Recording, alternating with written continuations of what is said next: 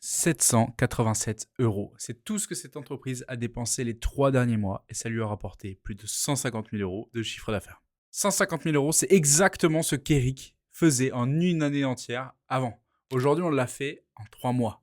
Et si on avance un peu, on va le faire en un mois.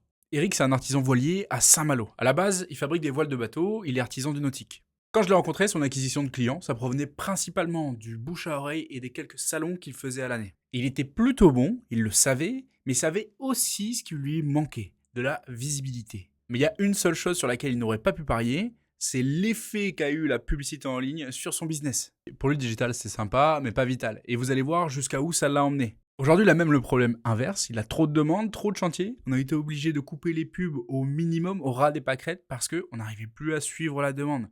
Il l'a recruté, mais il n'a pas le temps de former. Il y a trop de demandes.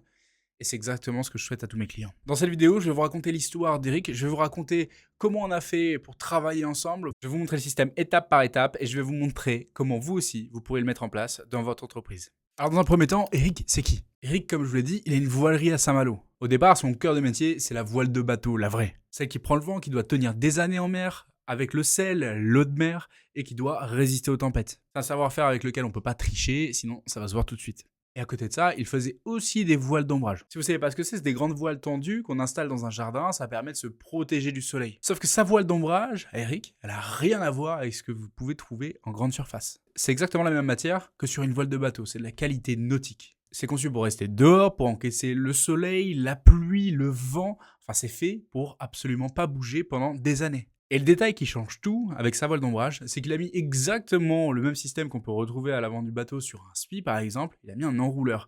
On peut déplier la voile et la replier quand on veut. Donc là, évidemment, on est sur un produit qui est premium. On est sur un produit qui va démarrer à partir de 5 000 € et qui peut aller beaucoup plus haut. Vous pouvez multiplier par 10, voire plus ce chiffre sur des chantiers professionnels. Et c'est exactement sur ce produit-là, la voile d'ombrage, qu'on a décidé de concentrer tout notre travail. Parce que c'était le produit qui avait le plus gros potentiel. Et on va voir pourquoi dans 2 minutes. Maintenant, on se remet dans le contexte au moment où je rencontre Eric. À ce moment-là, comment son entreprise a fait pour tourner? Comment elle fait pour trouver des clients? C'est simple, il a 2 canaux.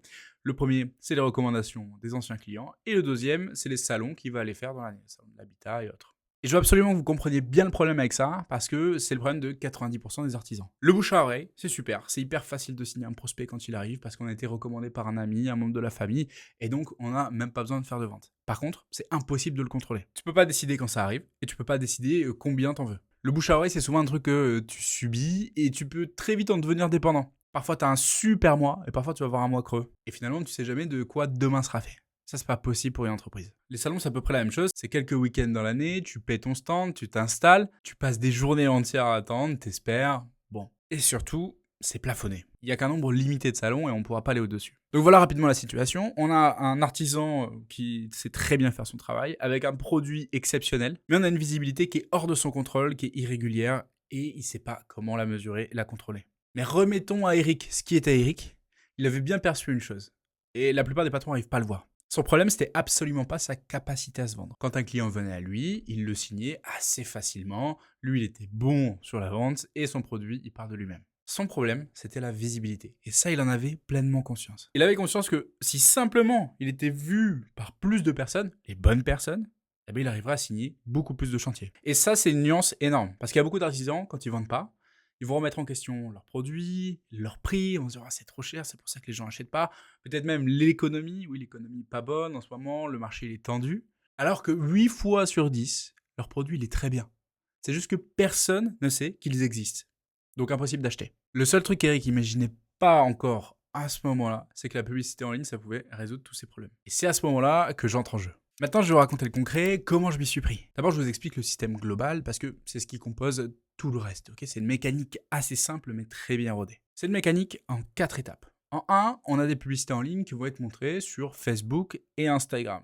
Quand les prospects vont être intéressés, ils vont cliquer dessus. Et là, ils arrivent à l'étape 2. On a un formulaire avec des questions qui va nous permettre de qualifier ou de disqualifier ce prospect. Ok, on peut personnaliser ces questions. Étape 3, une fois que le prospect a rempli ce formulaire, ça va arriver dans notre CRM. CRM, c'est une grosse liste de noms avec nom, numéro de téléphone, les réponses aux questions. Et l'équipe d'Eric va les rappeler. Étape 4, il se rend chez le client si c'est qualifié, il fait un devis. À ce moment-là, il fait même une étude par drone, il modélise la maison en 3D. Enfin bref, c'est super ce qu'il fait. Et derrière, il montre au client le rendu, et là, il peut faire sa vente. Quand on a 4 étapes, première étape, publicité, deuxième étape, le formulaire, troisième étape, le CRM et le rappel, quatrième étape, le devis et la vente. Bon, vous avez l'ossature globale, vous avez l'image du système. Maintenant, le plus intéressant, c'est ce qu'on a mis dedans. Pour le premier tournage, on n'a pas choisi la météo, on l'a fait en hiver, et on était en Bretagne, à Saint-Malo, et on va être honnête, il faisait vraiment pas beau. Sauf que, moi, quand je fais une publicité, j'aime que les gens puissent se projeter. Et les voiles d'ombrage, quand il n'y a pas de soleil, ça fait pas énormément de sens.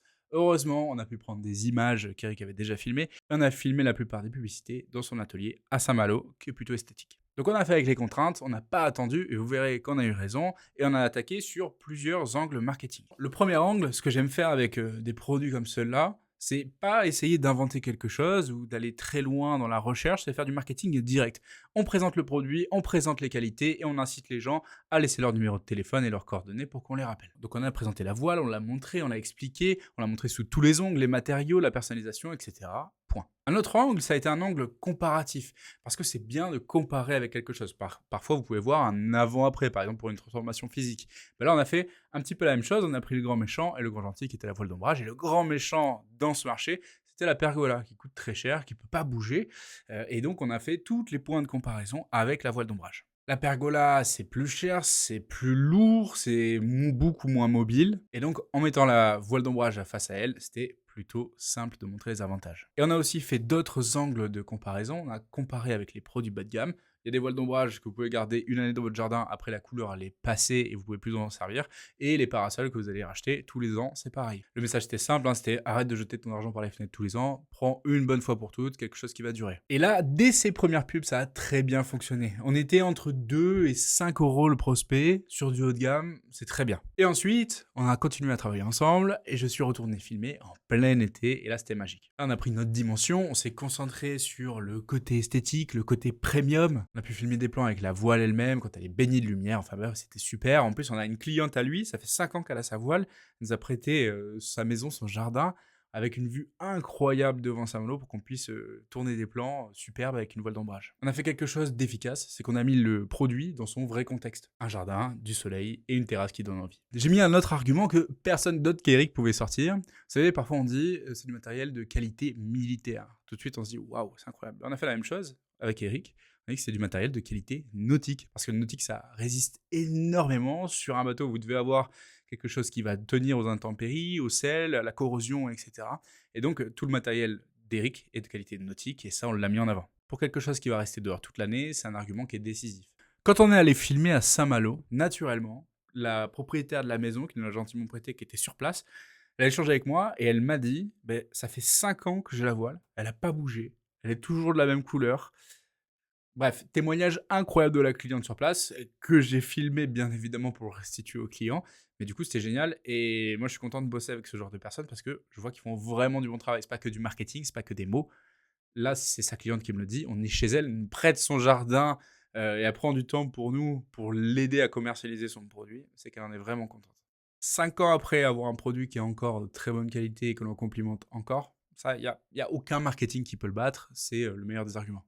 Et dans les pubs, il y a un dernier argument qu'on a mis en avant et qui est un peu la signature d'Eric sur ce marché. Avant de signer quoi que ce soit, je vous l'ai évoqué tout à l'heure, il va chez le client, il se rend sur place, il sort son drone, et là son drone, il fait une modélisation de 3D de tout l'environnement de la maison, et ensuite il peut présenter, avant de faire le devis, la voile dans le jardin de la personne en réalité augmentée, il peut choisir l'emplacement, la couleur, s'il veut une, deux voiles, de quelle forme il la veut, et ça c'est incroyable, et ça fait souvent mouche pour la vente. Je ne sais pas si vous voyez la différence, mais là le client, il ne va pas signer en s'imaginant, il va signer en voyant le rendu. Et là, évidemment, avant même de parler prix, il y a déjà un sentiment qui s'est créé chez lui de je pourrais avoir ça, ça pourrait être incroyable chez moi. Maintenant qu'on a ces publicités, notez-le parce que ça, c'est un détail qui est très important. Au début, quand on les a lancées, on avait un souci. On lance les publicités, on a beaucoup de prospects.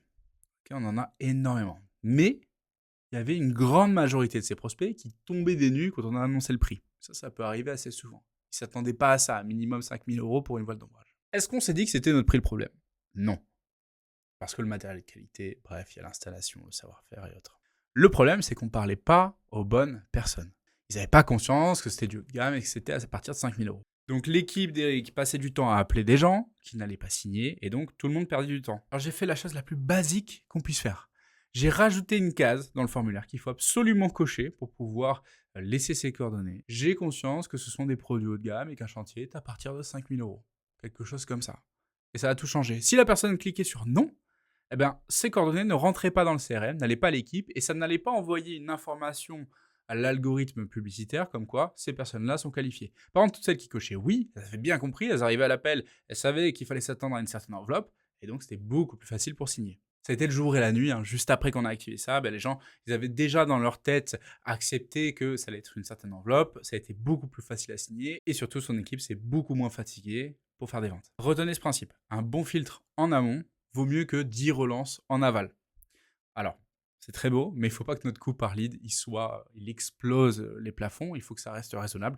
Mais quand on a fait ce changement, en ajoutant plus de friction, on a réussi à garder un coût par prospect qui était cohérent, qui nous faisait gagner du temps, et donc au final, on était gagnant. Et puis, il s'est passé quelque chose qu'on n'avait pas exactement prévu. On ciblait principalement les particuliers. Mais dans les pubs, parfois, on montrait certains chantiers un peu plus gros, un peu plus impressionnants. Et là, des pros, des restaurants notamment, ont réussi à se projeter. Et quand ils voient cette pub, ils se disent, tiens, ça pourrait être super sur ma terrasse de restaurant. Plutôt que d'avoir des pieds de parasol un peu partout, d'avoir des toiles d'ombrage, en plus, c'est hyper esthétique, c'est super joli pour garder une belle direction artistique du lieu, ça peut être super. Et là, ça a vraiment décollé. Parce qu'un chantier pour particulier, c'est entre 5 et 10 000 euros. Quand on parle de ce chantier pour professionnels, 20 et 50 000 euros, voire plus. Alors, avec le même système, sans pub dédié, juste en montrant les bons chantiers aux bonnes personnes, on a réussi à signer ce genre de chantier. Bon, et maintenant les chiffres, parce que je sais que c'est pour ça que vous êtes là, vous voulez les entendre. Je vais vous parler des 3 derniers mois, parce que ça a été les 3 mois les plus équivoques. Sur 3 mois, on a généré à peu près 240 prospects. En coût environ de 3 euros par prospect, donc ça doit faire quelque chose comme 700 euros. Ça doit être ça, les 787 euros dont je vous parlais au départ. Le processus derrière, je vous le rappelle rapidement. Les prospects voient la publicité, ils cliquent, ils arrivent sur un formulaire qu'ils remplissent, ils arrivent dans le CRM, on les appelle, Eric et son équipe se rendent sur place, ils font le devis et ils font la vente. De la prise de contact, la première prise de contact à la signature, on a un délai d'environ 1 à 2 semaines, le temps qu'Eric arrive à se déplacer et que les gens prennent leurs décisions. Sur tous ces prospects, on tourne environ à 5% de prospects signés. Sachant que sur toutes ces personnes, tout le monde décroche pas au téléphone, il y a des gens quand on les appelle, ils font comme si vous n'aviez jamais existé, et ça c'est absolument normal, mais on arrivait quand même à signer 5%. Concrètement, ça fait entre 5 et 10 chantiers signés sur le trimestre, avec un petit budget, parce qu'on a dû le réduire, ça fait même pas 300 euros par mois. C'est rien du tout, mais il fallait suivre derrière. Donc, dans ces chantiers signés, on a des chantiers entre 5 et 10 000 euros et jusqu'à 50 000 euros le dernier chantier signé, un très gros chantier. Donc, on est à 150 000 euros de chiffre d'affaires en 3 mois avec un budget pub de 787 euros, à savoir que l'année d'avant, 150 000 euros, c'était à peu près le chiffre d'affaires annuel. Le plus beau dans tout ça, c'est la conséquence humaine. Parce que Eric, du coup, son entreprise a de la croissance. Il a commencé à recruter, il a formé de nouveaux humains et des gens qui ont trouvé du travail. Et bref, aujourd'hui, on a dû descendre le budget pub parce que ça marche trop bien.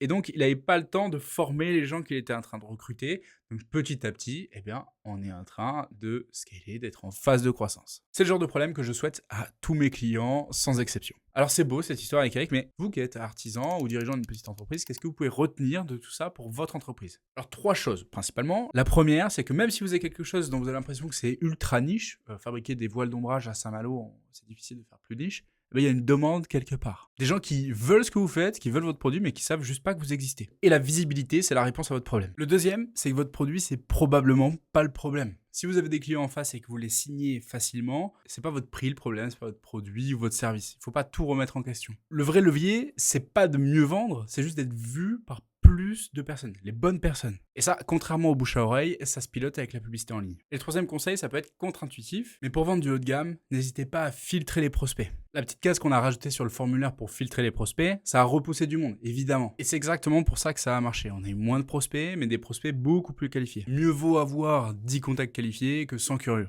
Et au fond, si on regarde la vraie transformation d'Eric, c'est pas les 150 000 euros de chiffre d'affaires. Alors évidemment, c'est sympa, mais la vraie transformation, c'est dans sa tête. Avant, il pensait que le digital, c'était un outil sympa, mais aujourd'hui, il pourrait plus jamais revenir en arrière. Si vous êtes dans la situation d'Eric, que vous avez un service ou un produit, que vous êtes convaincu que la seule chose qui vous manque, c'est d'être vu par les bonnes personnes, vous arrivez déjà à le vendre, mais vous avez l'impression qu'il y a un levier, un plafond, et évidemment, vous n'avez pas assez de visibilité. C'est exactement ce que je peux résoudre pour vous. C'est exactement ce que je fais. J'ai aidé des dizaines d'entreprises à résoudre ce problème. J'ai aidé des artisans comme Eric, j'ai aidé des entreprises qui font des ponts élévateurs, des gerbeurs, même la famille Crête dans l'immobilier de luxe à Paris. Bref, énormément de personnes qui avaient besoin d'un système d'acquisition de clients qui soit régulier et surtout qu'on puisse prédire. Pour ce faire, vous cliquez sur le premier lien qui se trouve dans la description ou en commentaire et vous arriverez sur une page où vous aurez une vidéo qui vous explique toute la méthode, exactement comment je fais, puis vous pourrez prendre rendez-vous directement avec moi. Si cette étude de cas vous a plu, que vous en voulez d'autres, dites-le moi en commentaire. Si vous avez des questions, que vous voulez que j'éclaircisse